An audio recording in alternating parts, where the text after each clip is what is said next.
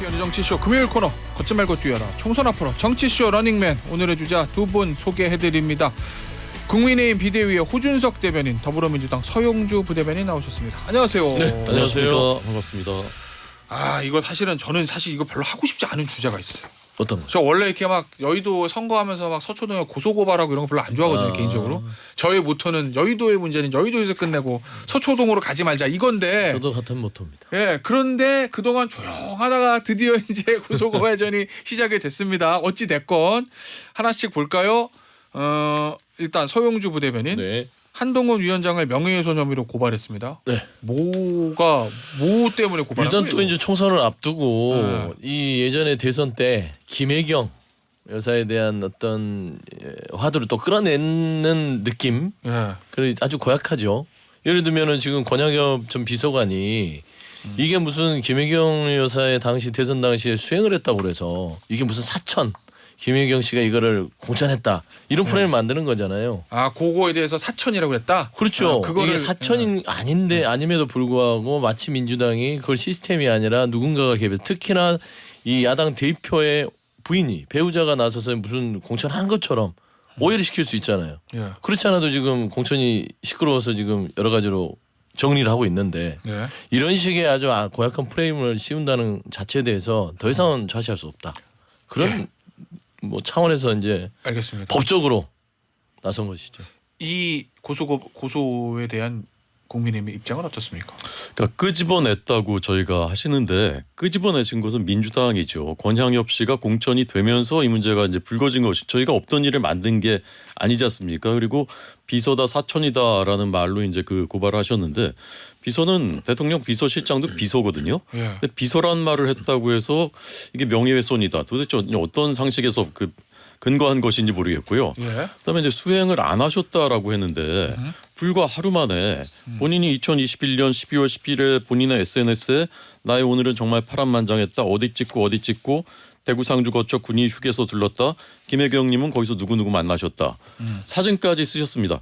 하루 만에 드러날 일을 진실과 팩트가 있는데 무조건 일단 고발하면 언론에서는 양측이 서로 뭐 맞고발 고소했다 이렇게 이제 쓰게 돼요. 선거 전에 어쩔 수 없이 또 그렇게 되거든요. 예. 그러니까 진실을 가리시려고 하지만 우리 국민들이 그렇게 수준이 낮지 않다. 저는 그렇게 생각합니다.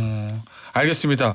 저 시간이 좀 애매해서 저희가 2부 광고 듣고 들어올 건데 3부에서 뭐 할 거냐면 국민의힘에서 이재명 대표 고발한 거 그 얘기 하나 해보고, 그리고 이거는 풀고 싶지 않은 퀴즈인데 퀴즈가 두 개 있습니다. 뭔지는 제가 3부에서 말씀을 드릴게요. 광고 듣고 3부에 돌아오도록 하겠습니다. 야당이 여당 고발한 거 하나 했으니까 반대로 균형 잡힌 시사 굉장합니다. 좋습니다. 저는 균형 잡힌 이런 거 굉장히 좋아하거든요. 그러십니까? 네. 예, 저희는 뭐 아주 균형을 잘 잡고 있습니다. 이제 반대로 국민의힘에서 민주당 이재명 대표를 공직선거법상 허위사실 유포 요거 또 무고로 고발했어요. 네. 이건 무슨 내용이에요? 그러니까 원희룡 전 장관이 고발하신 거죠. 정확히 예. 말씀드리자면 예. 당이 아니라 원희룡 후보 지금. 원희룡 후보가 예. 원희룡 장관 취임 이후에 갑자기 확 바꿔가지고 양평고속도로를 바꿨다. 이렇게 이제 말씀하신 거거든요. 이재명 대표께서. 저는 이제 첫 번째 든 생각은 정말 없구나. 공격할 거리가 너무 궁색하구나. 그러니까 이거 다시 이거라도 끄집어내서 할 수밖에 없는 상황이구나라는 게 이제 첫 번째 생각이 들었고, 그다음에 어제 민주당의 한 의원께서 이 문제에 대해서 이제 고발하고 나니까 이렇게 말씀하셨어요. 원 장관 취임일이 2022년 5월 16일인데 종점 변경안이 국토부에 처음 보고된 착수 보고의 날짜가 2022년 5월 24일이다. 그러니까 8일 뒤다. 근데 왜 원 장관 취임 전에 일어난 일이라고 원 장관은 얘기하느냐라고 주장하셨는데 이게 이것만 듣고 보면은 그럴듯해 보이거든요. 근데 사실은 그 전에 전문 용역사가 타당성 용역 조사를 시작한 것이 3월 29일입니다. 원 장관이 취임하기 훨씬 전에 이미 시작된 일이에요. 원 장관은 알지도 못했습니다. 취임한 그날 당일에는 용역사가 이미 도로공사 실무진에게 이 검토 내용을 보고를 했습니다. 원 장관이 취임한 날 이거 어떻게 알았겠습니까? 도공 실무자가 보고받은 것을. 근데 그 민주당 의원께서 이 내용을 모르실 리가 없는데 앞에 내용은 일부러 의도적으로 빼버리고 뒤에 것만 이렇게 하니까 국민들이 보기에는 그런가 보다. 저 같은 사람도 한 1년 전 일이니까 이제 기억이 안 나니까 가물가물하거든요. 근데 이런 내용을 이렇게 왜곡하시면 안 된다고 생각합니다. 자, 네. 반론. 일단 뭐 이제 지역구의 경쟁 후보잖아요. 네. 이재명 후보가. 네. 그러니까 뭐 이제 민주당 당 대표로서 고발한다기보다는 본인 이제 선거 국면에서 약자들은 대부분 일단 법률 고소 고발을 남발합니다. 그럼 강자인데. 누가요? 이재명 후보, 아니 지역 개항을 해도 현역 의원이고. 아니 원희룡 장관 얘기하는 거예요. 아, 원희룡 원희룡 후보가 원희- 이제 원희룡 후보. 말하자면 네. 그러니까 양평고속도로의 문제는 이건 기본적으로 국민들도 다 의혹을 가지고 있어요. 그러니까 이제 원희룡 장관이 본인이 취임 전에 네. 일어난 일인데 왜 나를 내가 여기를 주도했다고 하느냐 이거의 문제잖아요. 지금 문제 제기를 하는 거잖아요. 예. 그렇지 않습니까? 네. 근데 이재명 대표가 얘기하는 것은 양평고속도로가 이건 명백하잖아요. 윤석열 대통령이 취임 후에 바뀌었죠. 그렇지 않습니까? 용역사가 3월이면 취임 후에 나온 일이에요. 그러면 이 양평고속도로 문제는 윤석열 대통령의 배우자인 김건희 여사의 일가의 땅이 있는 종점으로 바뀌었다는 그 문제고 그 문제들을 원희룡 장관이 취임 후에 이게 설사 뭐 15일 차이든 10일 차이든 간에 그 문제를 보고 진행을 했다는 거 아닙니까? 그러면 원희룡 장관이 책임이 있다는 거예요. 네. 이 부분이 국토부 장관이 되고 나서 이거 이상한데 이거 10년 15년 이상을 했던 원안이 있는데 왜 갑자기 윤석열 대통령이 와서 이걸 바꿨지? 용역사 왜 이렇게 된 거야? 문제의식이 있었다면 국토부 장관으로서 이걸 책임지고 다시 원안으로 갔어야 됨에도 불구하고 이걸 묵인하고 방지하고 심지어는 어떻게 했습니까? 양평고속도로 김건희 여사 일가 땅으로 바꾼 거에 대해서 강력한 전사로서 또 일타강사하고 했잖아요. 그러니까 예. 그 책임을 물은 거예요. 알겠습니다. 시점 가지고 싸우는 것들은 되게 이게 이러자면 본질을 흐리기 위한 법적 고발이다. 저는 보고 싶습니다. 알겠습니다. 이거 양당의 고발 하나씩 봤으니까 이제 퀴즈를 제가 하나씩 내드리겠습니다. 이거 뭐. 자, 서영주 부대변인에게 제가 퀴즈를 드립니다. 권성동 김영주의 공통점은? 요거는 정확히 말씀드리면 이재명 대표가 얼마 전에 SNS에 올린 퀴즈예요. 그래요. 권성동 김영주의 공통점. 그러게요. 요즘에 그게 뭐예요? 뭐 밈처럼 돌아다니더라고요. 네. 그런데 사실상 지금 현재는 같은 국민의힘 소속 의원이시고 그러네. 그렇죠? 현재는 예. 이 말은 좀 성의 없을 것 같지만 사람이시고. 근데 이건 그거죠. 네. 두 분이 취업 채용 비리와 연루가 됐었던 사람들이다. 그러니까 이제 한 분은 무죄도 받고 권성동 의원은 최종 무죄. 그래서 최종 무죄를 받았고 김영주 의원 같은 경우도 취업 채용 비리와 연루는 됐지만 조사는 안 받았죠. 수사도 받지 않았어요. 예, 조사도 받지 않아. 하지만 법적으로는 무죄 무혐의. 예, 법적 문제에 대해서는 책임은 없으나 예. 어느 정도의 그 선상에서 의혹들을 가지고 있는 인물이다라는 것들을 아마 이재명 대표는 얘기를 했던 것 같아요. 근데 이 부분은 제가 굳이 권선동 의원까지 끌어서 했던 부분들은 그냥 영등포 갑에 일단은 김영주 의원이 국민의힘을 넘어서 이제 출마하지 않습니까? 그런 차원에서 정치적인 어떤 이제 프레임 싸움에서 던진 것이다. 그러니까 김영주 의원을 공격하기 위해서 권성동 의원도 끌어들였다. 뭐 일단 이런 뭐 건가요? 그렇다고 봐야죠. 이제는 우리 자당에 있었지만 민주당에 있었지만 국민의힘으로 넘어간 이상 이제 경쟁 후보잖아요. 알겠습니다. 자, 반론 있으세요? 2014년에 네. 신한은행 채용 비리가 언론에 나온 적이 있었다고 합니다. 박근혜 정부 때입니다. 예. 야당 의원이셨을 테고 예. 김영주 의원께서 그런데 이게 혐의 아까 의혹을 가지고 있다고 이제 부대변인께서 표현을 하셨는데 좀 위험한 발언이라고 저는 생각하는데 어떤 혐의나 의혹이 있으면 수사는 당연히 했겠죠. 예. 수사조차 하지 않았습니다. 뭐 소환된 적도 없습니다. 예. 경찰에서 확인한 적도 없었다고 합니다. 예. 그러니까 없는 일인 겁니다. 뭐가 있었는데 경찰이 수사를 안 하겠습니까? 예. 더더군다나 야당 의원을 없었던 일인데 그것도 2014년 일을 지금 이재명 대표께서 갑자기 공천 탈락시키기 위해서 꺼내 오셔가지고 예. 권성동 의원은 대법원에서 무죄 선고를 받은 분입니다. 예. 사법 체계를 부정하지 않는다면 어떻게 이런 말씀을 하시는 것인지 첫째 의문이고요. 예. 그리고 제1야당의 대표이신데 예. 자당 출신의 국회 부의장을 만드셨었던 그런 분을 상대로 SNS에 이렇게 퀴즈를 내시는 것은 품격 금도 국민들이 원하시는 수준의 그것이 아니지 않는가 그런 말씀 드리고 싶습니다. 알겠습니다. 두 번째 퀴즈입니다. 이재명 대표의 퀴즈의 당사자가 됐던 권성동 의원이 이재명 대표 퀴즈를 보고 다시 역 퀴즈를 하나 냈습니다. SNS에 글을 올렸어요. 고준석 대변인에게 질문. 네. 이재명 이석기의 공통점은? 발음 조심하셔야 됩니다. 네, 조심하셔야 됩니다. 예. 조심하셔야 됩니다. 이재명 이석기의 공통점은? 네, 이석기 씨는 네. 국가기관시설 타격을 모의했었던 것이 드러났죠. 내라는 뭐 예, 예. 네. 논의를 했는데 합의에는 이르지 못했다 해서 내란 음모는 무죄, 내란 선동은 유죄를 받았던 분입니다. 그래서 네.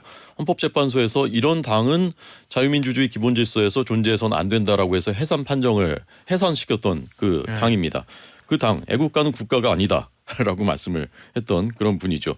그런데 지금 이재명 대표께서는 이런 분들 통진당의 후신을 합법적으로 다시 국회에 보내려고 하고 계십니다. 실질적으로 3명은 사실상 당선이 확정이 된 예. 상태인 거죠. 경기 동부연합이 이게 성남을 이제 기반으로 하는데 이재명을 숙주로 삼아서 국회 진출을 시도하고 있다. 이 얘기는 저희 당이 한 얘기가 아니라 민주당에 최근까지 계셨던 학생운동권 출신인 이원욱 의원께서 하신 말씀입니다. 네. 그러니까 이런 점에서 이제 그 두 분의 공통점 국민들이 느끼고 계실 거라 생각합니다. 반론 있으십니까? 일단은 뭐 고약하게 치고 들어온 거죠. 뭐 그래요? 이재명 대표랑 이석기 씨랑 무슨 공통점이 있겠어요? 없죠. 근데 이거를 이제 저도 좀 예견은 했었어요. 왜 그러냐면 예. 저기 더불어민주당 연합 그러니까 통합적인 어떤 예. 위성정당 이 추진할 때 예. 통합진보당을 포함해서 할 때 진보당 들어올 때 네, 진보당 들어올 때 국민의힘에서 그런 공격을 하겠구나. 반드시 들어오겠구나. 예. 그런데 이제 시작을 한 거죠. 예. 그렇지 않겠습니까? 이제 D-33일인데 예. 이제 비례정당도 이제 구성돼서 순번을 지금 주고 있는 상황에서 틀림없이 국민의힘은 또 색깔론 들어올 것이다. 진보당 자체를 예전에 통합진보당을 끌어들여서 하는데 지금 이 진보당은요. 그 전에 통합진보당은 아예 다른 거예요. 예. 그 당은 아예 없어졌잖아요. 통합진보당은. 지금의 등록된 진보당은요. 그 개를 같이 하는 게 아니라 새롭게 정당 등록을 해서 평가를 받고 진보의 가치 본인들의 뭐 노동 가치라든지 시장 가치에 대해서 소수에 대한 어떤 대변을 하겠다고 나선 진보당이지 이석기의 진보당은 아니다. 라는 말씀을 하는데 과도하게 이거를 뭐 이재명 이석기를 엮어서 하는 것들은 결국에는 또 권선동 의원께서 이번 선거에서 국민의힘이 아마 이런 자락을 깔고 있는 것들을 먼저 얘기한 것이다. 또 색깔론이다. 지겹습니다. 알겠습니다. 요 퀴즈 문제의 정답과 그저 오답풀이 요거는 여기서 마무리하고요. 조국 혁신당 얘기해 볼게요. 누구부터 질문을 드릴까요? 요거 서영주 부대변인한테 네. 드려야 되겠다. 조국 혁신당은 민주당에게 어떤 존재입니까? 조국 혁신당은 민주당에게 말하자면은 돌격대, 돌격대? 선봉장, 그저 정권 심판의 선봉장이 될 수 있는 신장식 대변인이 얘기했던 뭐 하객진의 뭐 망치선 뭐 이런 거요? 망치성 같은 존재가 좀 적절한 것 같아요. 왜 그러냐면 민주당은 기본적으로 정당 자체가 집권을 해봤었고 그다음에 전체적인 스펙트럼이 중도까지 안고 있어요. 네. 그런 의미에서 당원들은 윤석열 정권 심판 내지 조금 더 강력한 뭐 검찰 해체라든지 뭐 검찰 정권의 어떤 심판 이런 것들을 주장하고 있으나 중도층에서는 또 다른 거를 주장을 한단 말입니다. 뭐 민생, 경제, 좀 안정적인 국정 부분들 이런 거를 할 때는 그 스펙트럼을 다 안아야 돼요. 결국 역할 분담하자는 거잖아요. 뭐 그럴 수 있죠. 네. 그러니까 제 생각에는 조국혁신당 자체가 명백하고 그러니까 분명합니다. 여기는 그냥 하나예요. 윤석열 정권에 대한 무도함을 심판하고 예. 그다음에 최근에 보면 김건희 여사의 종합특검법을 내겠다. 예. 이런 식으로 해서 뭔가 공정과 상식에서 벗어나는 타격점이 분명하기 때문에 그런 역할들은 조국 혁신당이 할 수 있다는 점에서는 굳이 어떤 뭐 같은 어떤 연합 정당으로서는 가지 못하더라도 예. 연대로서는 가기에는 나쁘지 않다. 근데 그 중도 확장성이란 거 이제 선거가 다가오면 다가와서 그게 제일 중요하잖아요. 집토끼 말고 산토끼. 네. 그 산토끼 잡으러 가는데 조국 혁신당과의 스크럼 이게 부담이 된다는 생각은 없어요? 그러니까 그 스크럼이 부담이 되니까 네. 아예 교환치는 않잖아요. 아니 그래도 누가 봐도 꼭 뭐 말해야 합니까? 아, 눈빛으로 아는 거지. 그러니까 눈빛을 알 정도면 유권자도 알 거 아니에요. 근데 한 편이구나 근데 이렇게. 이게 보면은 예. 이게 구분이 돼요. 예, 그래요? 그러니까 이 윤석열 정권 심판에 대해서 강력한 어떤 추동력을 가질 수 있는 당은 조국혁신당이다. 근데 여기는 지역구를 낼 수가 없어요. 지금 예. 현재 비례정당으로 가는 것이죠. 예. 그렇기 때문에 지역구에서 충돌이 안 되기 때문에 말하자면 이 표심 자체가 지역구에 반영이 된다. 예. 저는 그건 아주 미미하다고. 알겠습니다.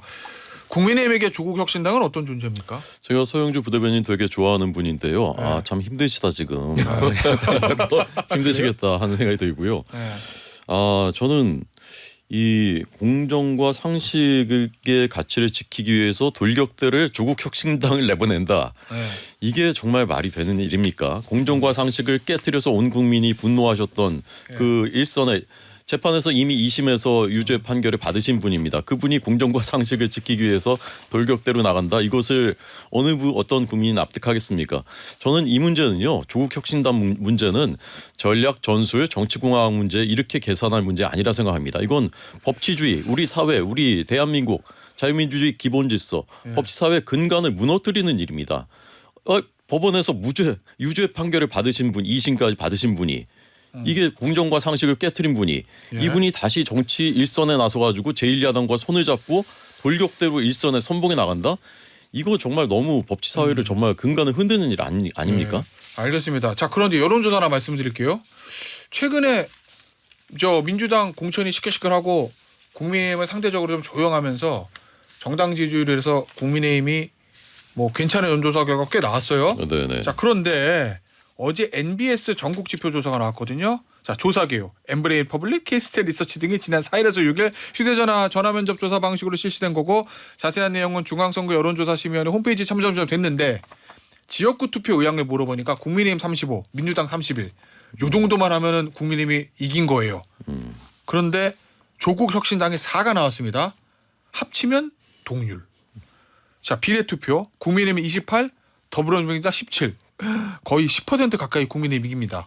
그런데 조국혁신당 14. 합치면 국민의힘이 역전. 이거거든요. 네네. 이러면은 단순히 예를 들어서 국민의힘하고 더불어민주당 두 개만 놓고 보면 국민의힘이 우세한데 네네. 그런데 조국혁신당까지 합쳐서 야권 진영 전체로 보면 동률이란 말이에요. 네네. 국민의힘이 그냥 웃고 있을 수만 없는 상황인 것 같은데요. 저는 민주당에 좀 개인적으로 애정이 있습니다. 제가 젊을 때부터 오래 출입했었던 당이 민주당이고요. 예.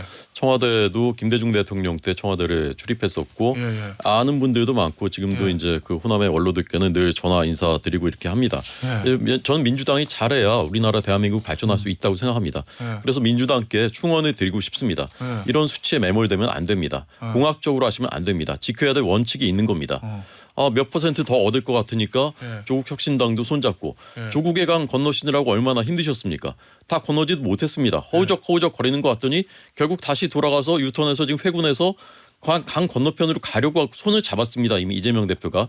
이러시면 안 됩니다. 이게 이렇게 계산할 문제가 아니고요. 우리나라 국민들 굉장히 지혜롭고 정보 수준 그다음에 판단의 수준 전 세계 1등입니다. 제가 보기에. 국민들이 다 지켜보고 계시는데 이렇게 하시지 않으시기를 간곡히 충원드립니다. 자, 근데 어쨌든 수치는 네. 이렇게 나왔어요. 네네. 이게 민주당의 노림수입니까? 아니 제가 말했잖아요. 민주당의 노림수가 아니에요. 이거는 존재하는 세력이에요. 그래요? 그러니까 이걸 왜 민주당과 연결을 되는지 모르겠어요. 조국의 강 이제 민주당이 안 건너도 돼요. 그냥 바라보면 되는 겁니다. 예. 조국의 강은 조국이라는 그 조국 전 장관이 이제 물줄기를 대고 있는 거잖아요. 조국의 등장이 아니라 이거는 조국 혁신당이라는 세력의 등장입니다. 예를 들면 조국 전 장관은 지금 대법원에서 확정 판결이 되면 실형을 살 수 있는 거예요. 본인이 그걸 모르겠습니까? 그러니까 본인이 어떤 자리 욕심이 아니라 조국 전 장관은 이 윤석열 정부가 더 이상은 국정을 망치는 모습을 볼 수 없다. 라는 선명성을 가지고 있어요. 그래서 본인은 사라지더라도 실형을 살아서 세력을 만들어 놓겠다라는 것이죠. 그런데 거기에다 민주당이 사람을 보냈습니까? 세력을 보냈습니까? 아니면 지지를 보냈습니까? 그게 아니죠. 단지 하나의 목적입니다. 이번 민주당의 총선의 목적 그리고 국민들이 이런 지표를 가지고 진보 진영의 여러 가지 어떤 수치를 보내주는 신호들은 말하는 중도층의 확장성이 있든 없든 간에 공정과 상식이 무너졌다고 판단하든 간에 기본적으로 윤석열 정부가 심판을 받아야 되겠다. 심판해야겠다라는 신호로 같은 목적을 가지고 있는 거예요. 그렇기 때문에 가는 것처럼 보이는 것이죠. 지금 오 대변인 정권 심판론이 사실은 정권 심판론, 정권 지원론 이 얘기를 항상 하잖아요. 총선에서. 네. 지금 이제 아까 말씀드렸듯이 이제 공천 국면에서 국민의힘이 상대적으로 좀 평가를 더 그래도 여론상 좀 받으면서 당 지지율은 좀 순항하는 것 같은데 이렇게 되면 정권 심판론에 다시 작동하면 조국 혁신당 지지율과 저 더불어민주당 지지율 합치면 국민의힘이랑 거의 비슷하니까. 총선 실제 이제 공식 선거운동 기간 들어가면 좀 부담되시지는 않겠어요? 네, 저는 정권 심판론이 꼭 나쁘다고 생각하지 않습니다. 그래요? 예, 안 나빠요? 민주주의 사회에서는요. 정권을 잡고 있고 국정을 운영하는 사람들이 적절한 비판과 견제를 받는 것이 맞습니다. 예, 예. 그래서 국민들께서 정권을 잘못하는 것은 비판하고 이런 건 좀 견제해야 되겠다라는 생각을 가지시는 것은 나쁜 게 아닙니다. 예. 그래서 그런 것이 있어야 집권 여당도 또 정부도 이런 건 좀 고쳐야 되겠구나라든지 이런 건 더 잘해야 되겠구나 이런 마음을 갖는 거거든요. 예. 그래서 저는 국민들이 뭐 정권 심판론을 생각하시는 것에는 근거가 있을 겁니다. 정부가 다 잘하지 않지 않습니까? 못하는 것도 있고 예. 잘못되는 방향도 있을 겁니다. 그래서 남은 한 달 동안에 그 민심을 얼마나 헤아리고 그래서 이제 또 수용해서 정책에 반영하고 하는가 예. 그것이 제일 중요할 거라 생각하고요. 피해가지 않고 정면 돌파하겠다. 그러니까 부족한 것은 보완해야 되는 것이죠. 예. 그리고 국민들의 여론을 충분히 이제 경청해야 되는 것이고요. 그래서 남은 한 달 동안 누가 더 공부를 열심히 하느냐 예. 그거에 따라서 누가 더 시험 잘 보느냐 결정될 겁니다. 알겠습니다. 자, 다른 얘기 좀 해보려고요. 예, 민생 다른 토론 얘기하시죠. 얘기할게요. 그렇죠. 민생 토론하시죠. 그럼 눈이 반짝반짝 빛나시는데 네. 갑자기 하고 싶으신가 보다. 이 대통령실이 지금 민생 토론회를 많이 개최합니다. 전국을 돌아다니면서 갈 때마다 대통령이 이제 공약도 발표하곤 해요.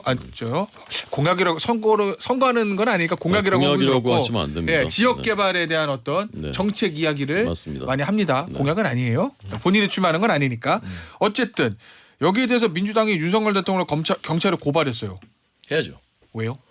아니 그 이쯤 되면 막 나가자는 거잖아요. 그래요? 대통령이 뭐 정책이다 민생 토론이다 하면서 거기에 보면 네. 아주 세세한 공약들을 던져요. 이게 말장난이지요. 뭐를 정책 해주- 개발 약속. 약속이라는 정책 아니야. 지역 개발 그러니까 정책. 지역 개발 정책이 공약이죠. 약속을 하는 거잖아요. 이거 해주겠다, 이거 해주겠다, 이거잖아요. 그게 무슨 방향성입니까? 저는 윤석열 정부에 대해서 비판을 정말 안 할 수 없는 게 국정기조가 뭐죠? 아직도 2년 차인데 국정기조가 뭔지 모르겠어요. 어떤 시장 경제의 논리로 가는 것이죠? 지금 사과 한 알에 12,000원씩 하는 현상이 벌어지고 있습니다. 네. 그랬더니 바로 기재부에서 나와서 배 사과 가격 내리겠다. 이런 수준의 국정 운영을 하는 거예요. 그러면서 선거를 앞두고 돌아다니면서 시혜성 어떤 약속들을 한다. 이게 누가 보더라도 총선 기간을 피해야죠. 그동안은 뭐 하셨다가 이제 총선 기간에 이렇게 열심히 돌아다니신 거예요. 그러니까 이건 누가 보더라도 공직선거법에 있어서의 어떤 위반성이 충분하다. 그래서 저희는 이제 법적으로 조치할 수밖에 없는 그 것이죠. 대통령실의 반응은 야당에서 민생 챙기라며. 그래서 우리는 민생을 챙기는 거야. 그리고 선거에 관계없이 계속하겠다 이 얘기거든요. 그러면 언제부터 야당 말 들었다고?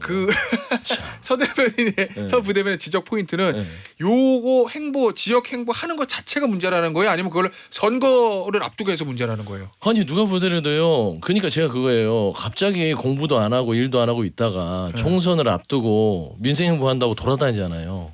예. 그리고 그게 야당이 민생 챙겨서 챙긴다? 앞뒤가 안 맞잖아요. 그러니까 설사 대통령이 민생이 지금 시급하다 하더라도 지금 이게 지금 미시적으로 지역을 돌아다니면서 약속을 남발할 때입니까? 이거는 누가 보더라도 총선을 피하고 총선 이후에 해야 될 행보들을 상가해야 될 행동들을 대놓고 하는 거예요 지금. 예를 들어서 지금 현재 대통령이 해야 될 일은 이 부분들을 중단하고 오해가 있을 수 있으니 조금 더 비상 경제 대책회의를 조금 더 용산에서 뭐 합니까? 불러서 그런 대책을 좀 머리를 굴려라 하는데 이건 너무 좀 말하자면 너무 대놓고 해요. 알겠습니다. 선거 개입이라던데 어떻게 보십니까 여당에서는? 그동안 공부를 열심히 안 했다고 하시니까 많이 억울하고요. 계속 열심히 해왔고 앞으로 지금도 하고 있고 앞으로도 해야죠. 선거는 매년 있습니다. 선거 때만 됐으니까 민생 챙기지 말라고 하면 현장 돌아다녀 보면요. 시장에서 정말 지금 너무나 급박합니다. 장사가 너무 안 되고 이분들한테는요. 선거는 어떻게 보면은 조금 사치일 수도 그렇게 느껴질 수도 있어요. 제가 보기에 우리한테는 선거가 굉장히 지금 최대 현안이지만 시장에서 장사하시는 분들 또 일상 민생의 현장에 계신 분들한테는 지금 선거라고 민생 안 챙기면 그러면 어떻게 민생을 누가 챙겨야 됩니까 지금? 대통령께서 지금 민생 토론회에서 내놓고 있는 정책들 비싼 휴대폰 주범 이 단통법 개정하겠다. 재개발 재건축 이런 건 정말 시급한 현안이거든요. 주민들 입장에서는. 그다음에 소상공인 이자 감면 이런 것들 안 챙기고 손 놓고 있으면 그럼 그 사이에 몇 달 동안은 어떻게 됩니까? 이분들은 하루하루가 피가 마를 수 있는 문제들입니다.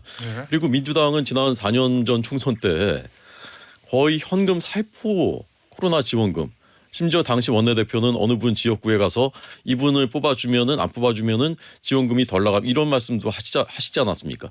그러니까 너네가 했으니까 우리도 한다는 거냐 이렇게 말씀하시는 분들인데 정말 차원이 다른 얘기입니다. 이것은. 근데 이것을 이제 그렇게 그 비판하시는 건 좀 억울하고요. 네. 대통령께서는 선거에 매우 불리하거나 위험할 수 있을 것 같은 일도 지금 합니다.